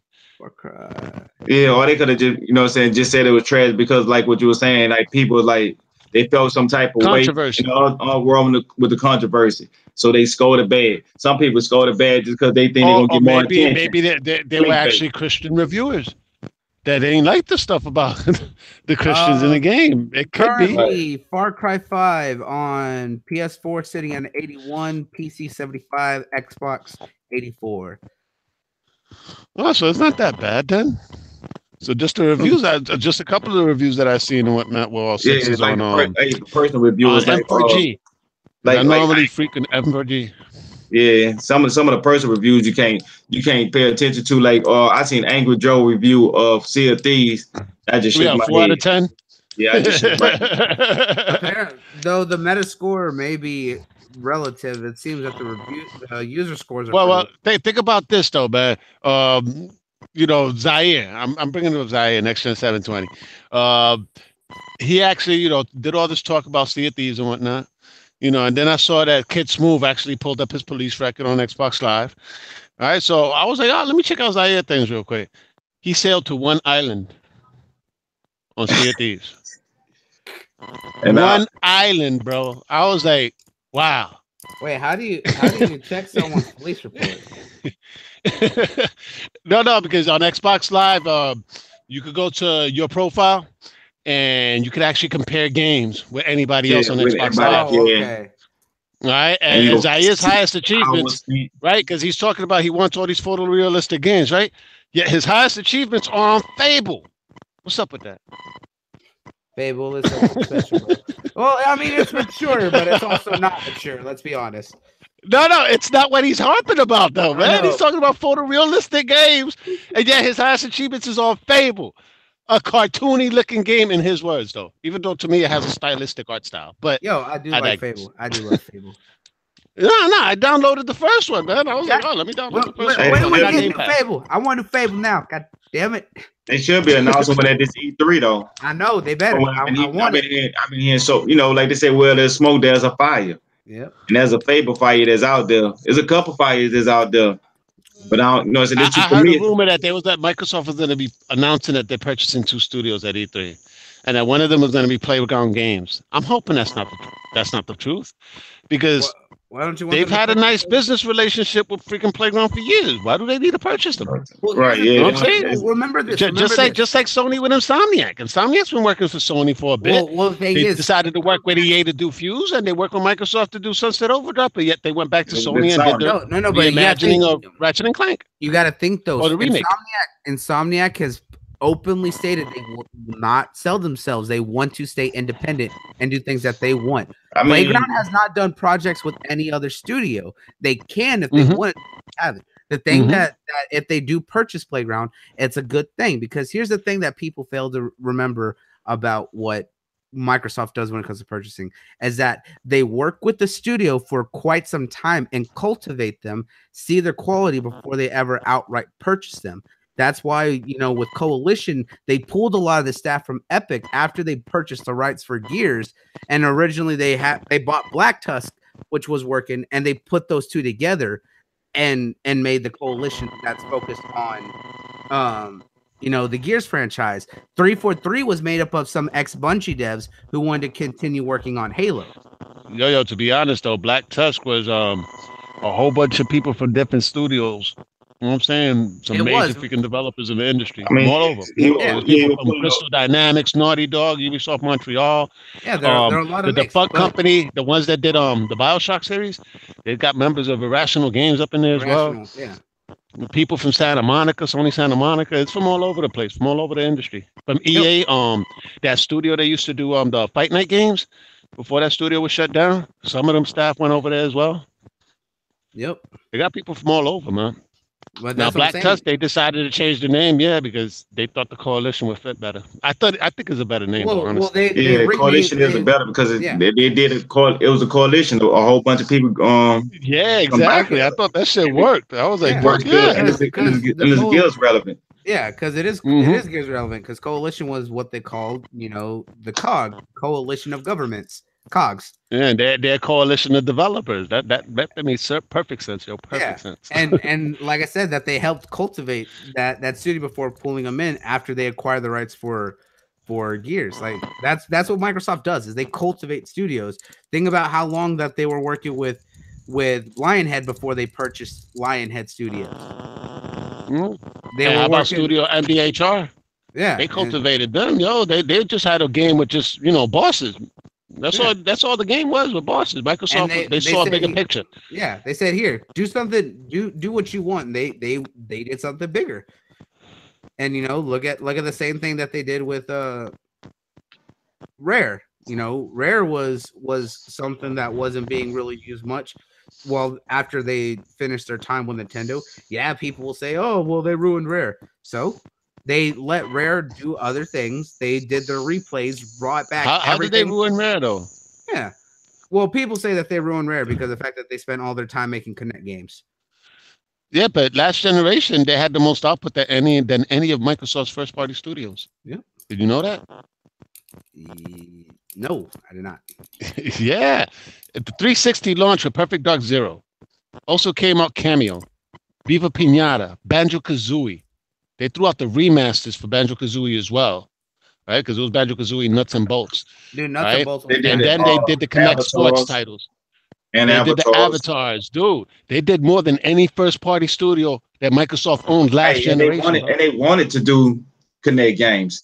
They weren't forced to do Kinect games. They chose to do Kinect games. And when they didn't want to do Kinect games no more, they did Sea of Thieves. Sea of Thieves. Yo, that's what I'm saying though. They doing what they But wanted see, to do. that's the thing about the industry and about the news, that fanboys painted in such a way where even though the evidence is speaking to the contrary, we actually believe what the fanboys were saying. But if you analyze what their output was last generation, they had more output than any first-party Microsoft studio last generation.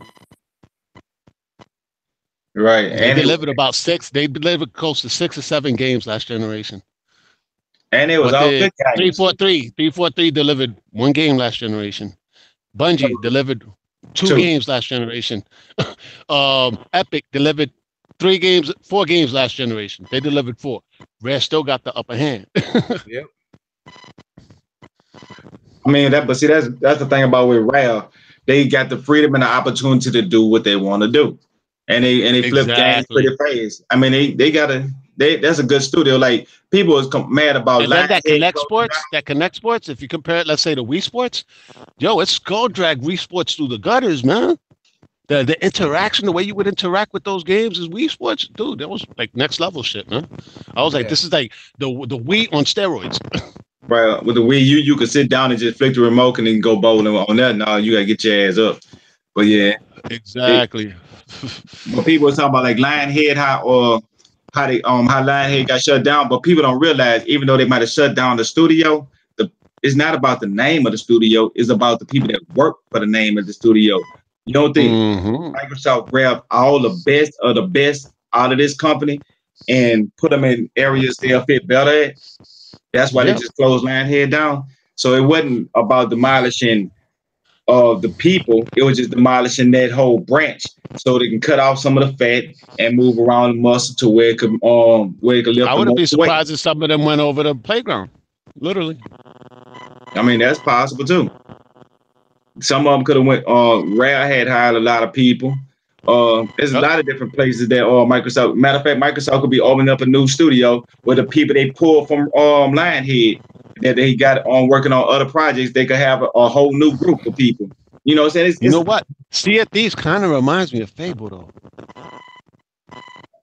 It do kind of got that little charm to it, though. It does have the charm. Yeah, but you got to think that's because Rare's a UK studio.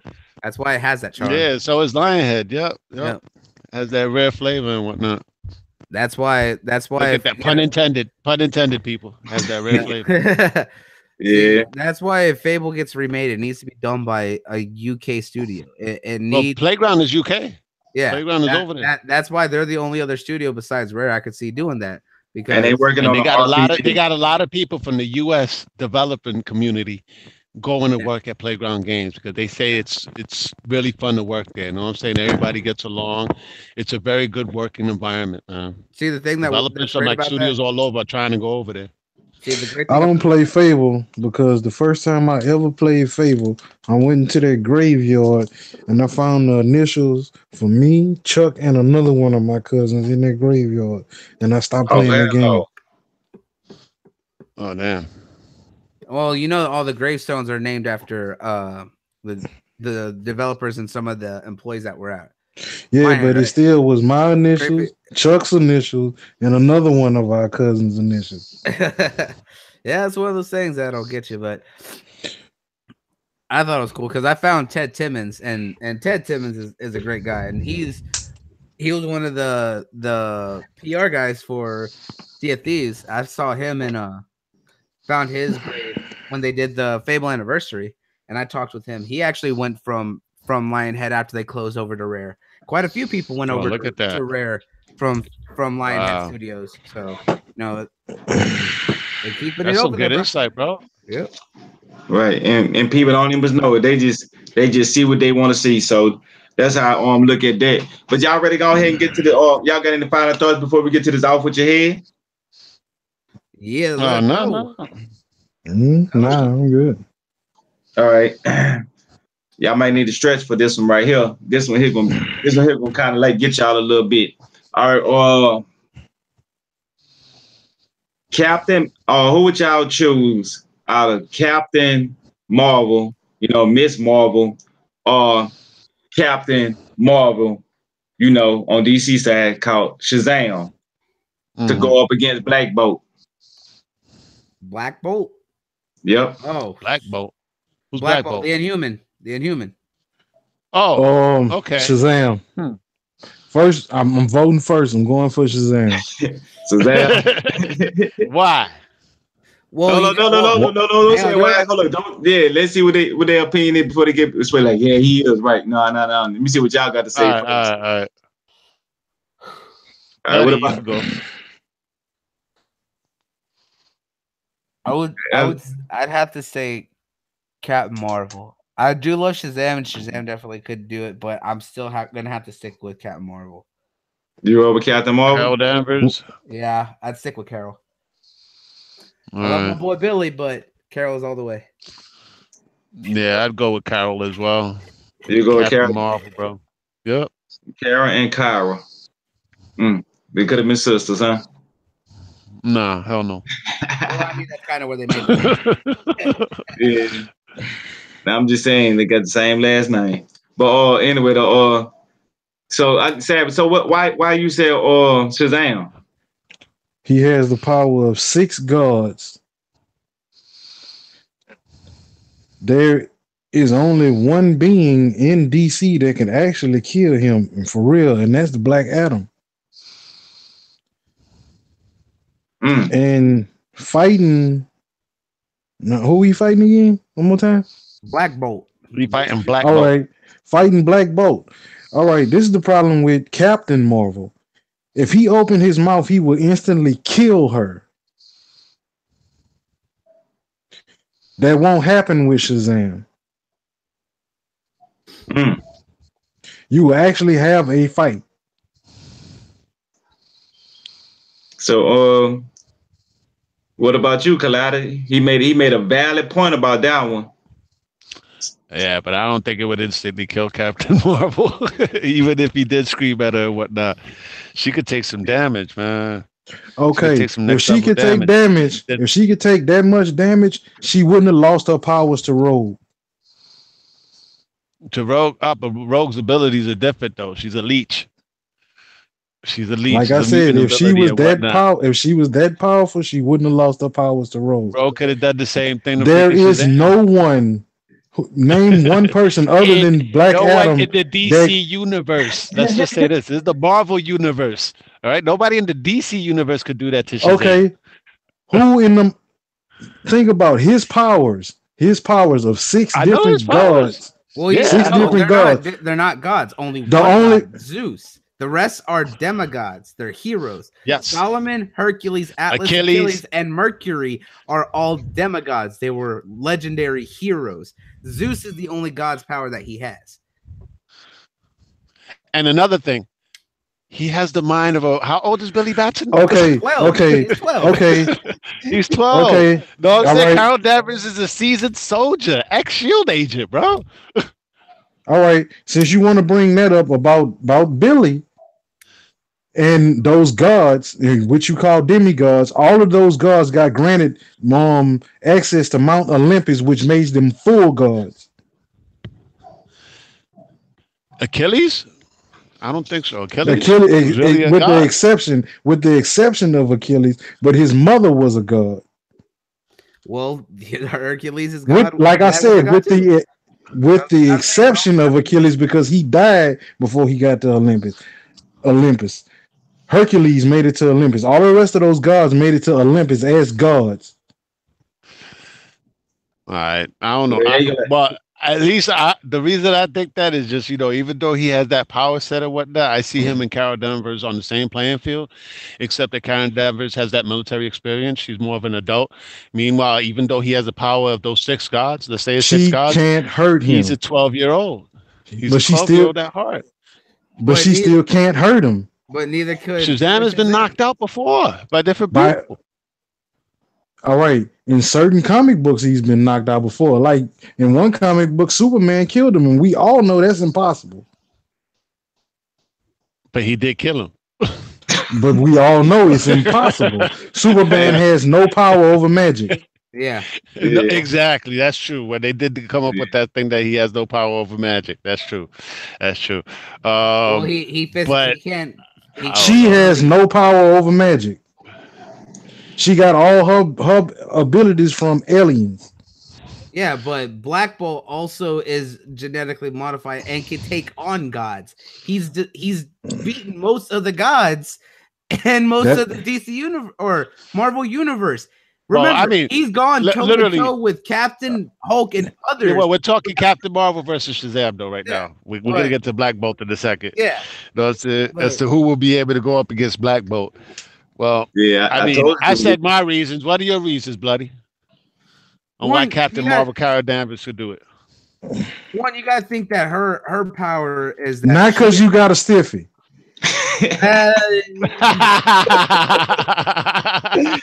You don't tell me.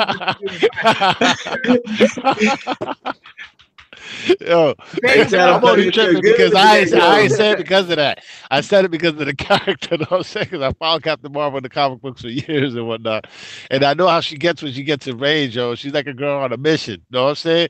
And you know how they say about about what hell hath fury against a woman scorned, some shit like that. Know what I'm saying? Yeah, know what I'm saying? Supergirl's the same way. In the Injustice storyline, Shazam beat Hercules to death.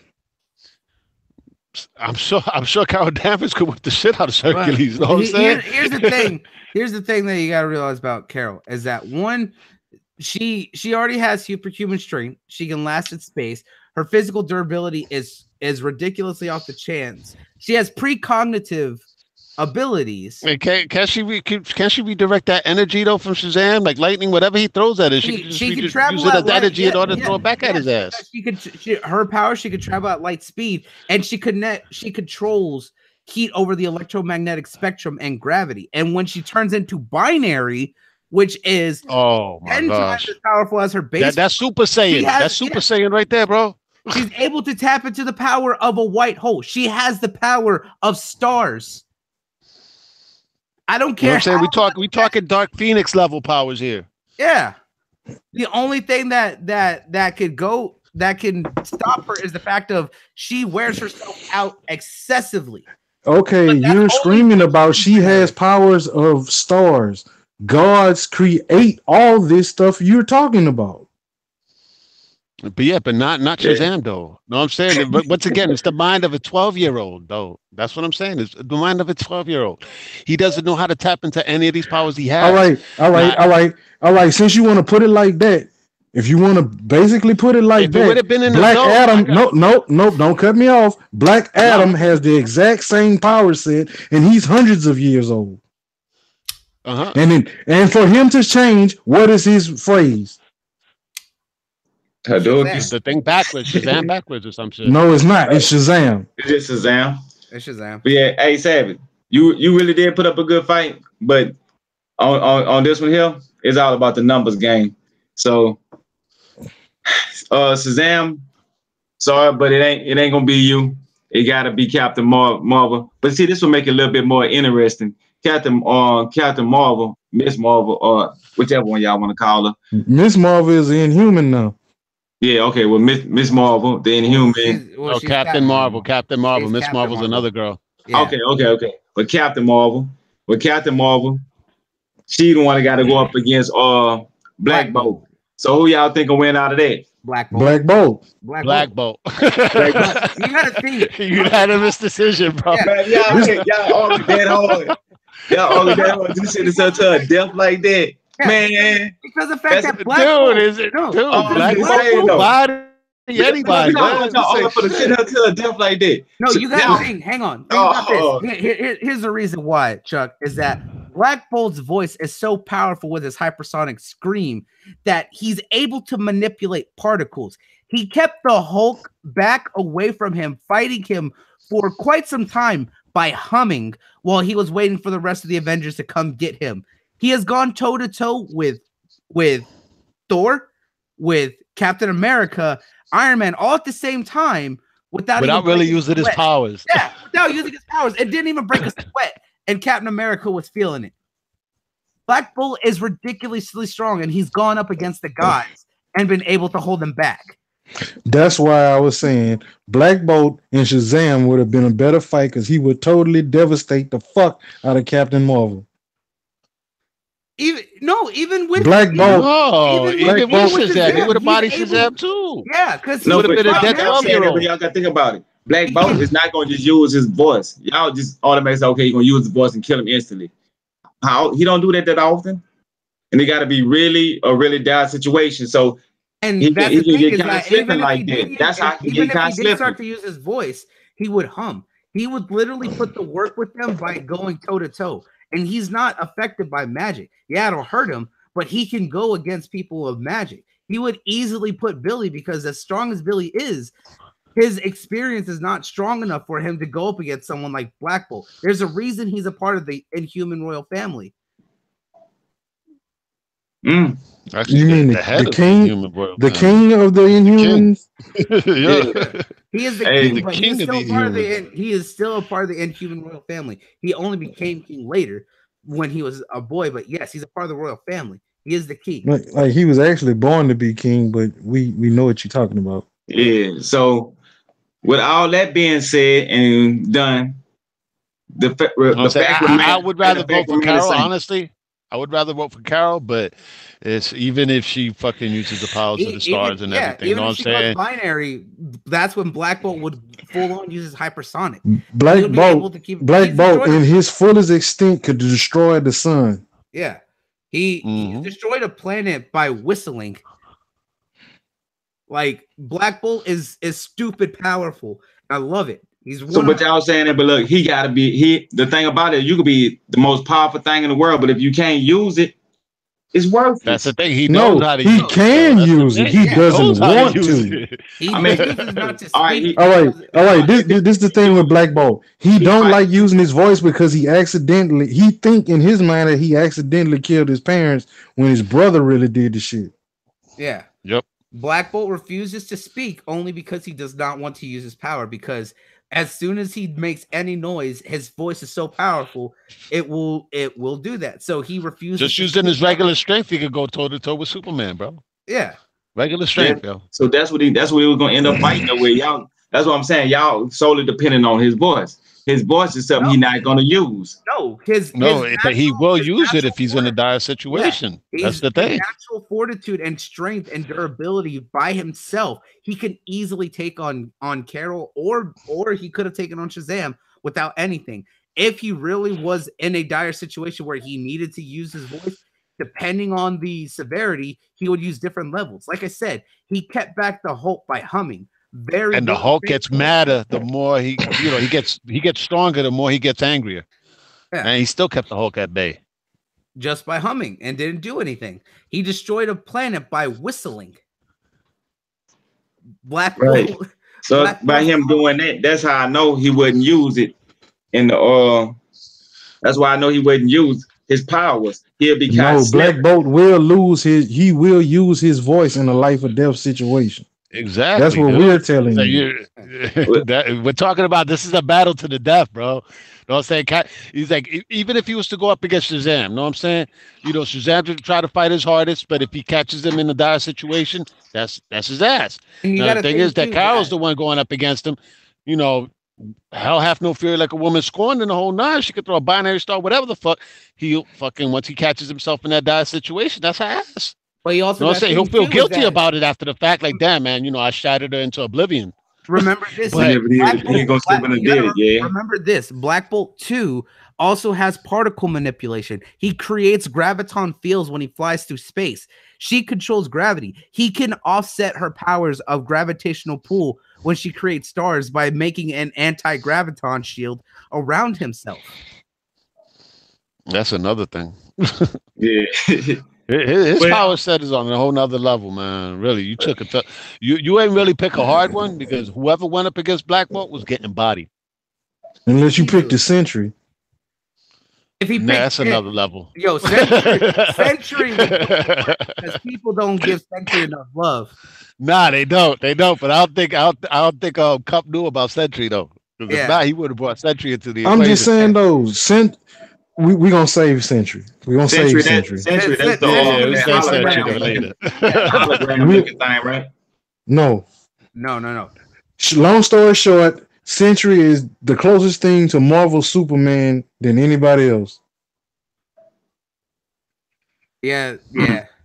That's long story short. He's not like Superman, but he's the closest thing to his power set Yep.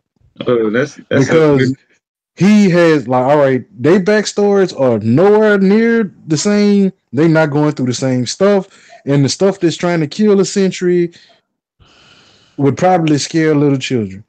Yep. Mm. That's how you make something really interesting. But before we get too far, and Captain Marvel try to escape, I gotta say, y'all ready for this here? Yep. Go for it. Off with your head. Ooh, I like it. I'm sorry, but it's go with and it's The gone. guillotine drop. Yep. I may love my girl Carol, but she come up against the king of the Inhumans. She ain't gonna stand a chance. No one will. Now, Yeah. I got a question. Who would you pick over Kara Danvers and Carol Danvers? Supergirl. I had to go with Supergirl. I don't know. I think the way that their powers would be, I They think kind of offset, but yeah, they'd offset a little bit. I think that one would go into a battle of attrition because the thing that makes Kara so strong is that her stamina is something else, but she has a better control over her head, whereas her twin, Power Girl, clone, whatever you want to go, does not. No. No, I'm not talking Captain about Marvel. Yeah. Captain Marvel versus and Supergirl. Supergirl. Yeah, Supergirl herself, she's able to keep control, whereas Carol would not. Once Carol got pissed, that's when she loses control and goes binary. Now that's when I think that she would really give work to. No, I'm not Supergirl. going into Power Girl, G. No. I'm saying no. I said when Carol goes. Oh, okay. Captain Marvel Right. goes binary when she loses her mind, loses it, and she gets out of control. That when she creates the stars, depending on how she creates her powers, that she can end up making Supergirl stronger, and it would only even out. That one's going to fall down to a full battle of attrition on who would be able to stay conscious and in control. Yeah, that would be some crazy shit. Yeah. But you remember this. Supergirl gets to a point to where she goes into her berserker rage too and loses control. You remember she ended up working with Darkseid. That's what he said. It's going to go to a battle of attrition. He couldn't in and out on me. Whatnot. Yeah, he couldn't in and out on me, so I couldn't hear everything he said. All right, my bad. Because when Captain Marvel goes binary, she creates powers of white stars. However, she's also been known to create red stars or yellow stars. I can't remember. Which, if she does and she uses her powers like that, it's only gonna make Supergirl stronger. And if she's in berserker mode, it's only gonna make the battle get one-sided. But once she stops, but see, this is the thing. Remember this: in Supergirl's berserker mode, she gets stronger by red stars. Yep.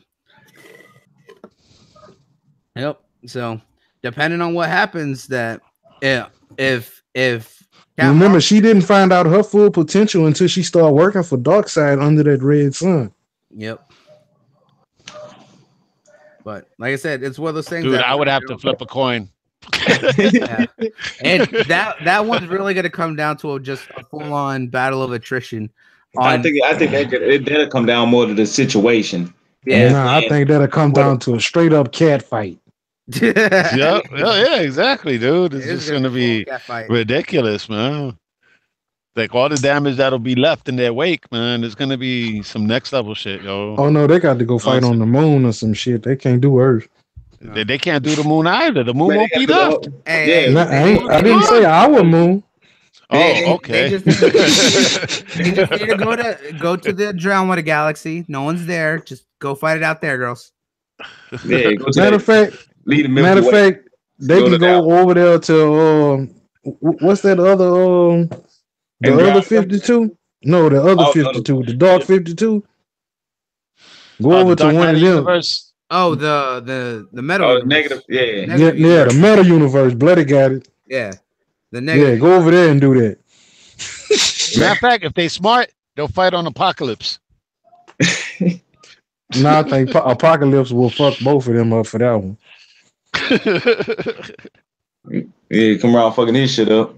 But man, y'all ready to get up off the thing? Cause you know what I'm saying? I know y'all ready to get into some gang stuff like that. You know what I'm saying? We had an amazing podcast, you know what I'm saying? I thank y'all for coming out rocking with us. You know what I'm saying? Everybody in the chat, you know what I'm saying? Appreciate y'all. You know what I'm saying? And People my that's cell watching phone is almost dead. Yeah, so we gonna run up out this thing, man. Y'all got anything to say before we get up out of here? Yeah, let's Peace. go. Peace, Man, love, and air greeting. Buzz a collider, you know. So let's go. All right, yeah. Tune in next week on the same YouTube channel, same YouTube time, bro. And we out.